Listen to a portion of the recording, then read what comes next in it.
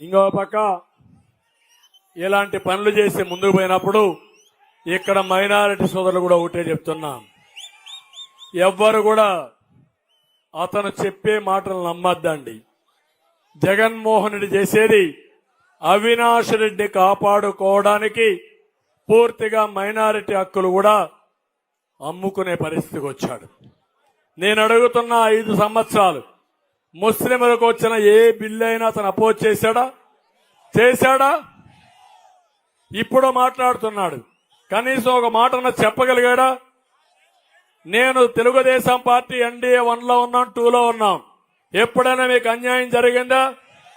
4% రిజర్వేషన్లు కాపాడామా లేదా? హాజ్ హౌస్లు కట్టించామా లేదా? ఉర్దూ 2వ భాష చేశామా లేదా? మీకు రుణాలు ఇచ్చామా లేదా? విదేశ విద్య పెట్టానా లేదా? రంజాన్ తోఫా ఇచ్చానా లేదా? ఇచ్చాడా? ఇప్పుడు మౌజములకి ఇమాములకి నేను ఆంధ్రోరేమి ఇస్తే 6 నెలల నుంచి మీకు వస్తా ఉందా? విదేశ విద్య వస్తా ఉందా?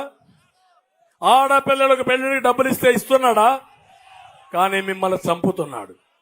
అబ్దుల్ సలాం ఇలాంటి వాళ్ళని చంపి మైనారిటీస్ కి అస్థిరత లేకుండా చేసిన దుర్మార్గుడు ఈ ముఖ్యమంత్రి.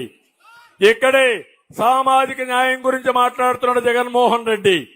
ఇక్కడే మాదిగలున్నారు, మాదిగ దండోరా ఉన్నారు. 97లో ఏబిసిడి కేటగరైజేషన్ తీసుకొచ్చిన పార్టీ తెలుగుదేశం పార్టీ. ఇప్పుడు ఎన్డీఏ కూడా ముందుకు వచ్చారు, మేం కూడా ఏబిసిడి కేటగరైజేషన్ ఇస్తామని. నా ఉద్దేశం ఒకటే, మీరందరూ గుర్తుపెట్టుకోవాలి, అందరికీ న్యాయం జరగాలి, సమన్యాయం జరగాలి. సమాజంలో జనాభా దామాషా ప్రకారం ప్రతి ఒక్కరికి న్యాయం జరిగితే ఆర్థికంగా, రాజకీయంగా, సామాజికంగా మీకు న్యాయం చేయడమే నా ప్రధాన ఉద్దేశం. తప్పకుండా మాదిగలను ఆదుకుంటాం, ముస్లింలను ఆదుకుంటాం, 4% రిజర్వేషన్లు కాపాడుతాం. అన్ని విషయాలు నేను ముందుంటానని చెప్పి నేను మీకు తెలియజేస్తున్నా.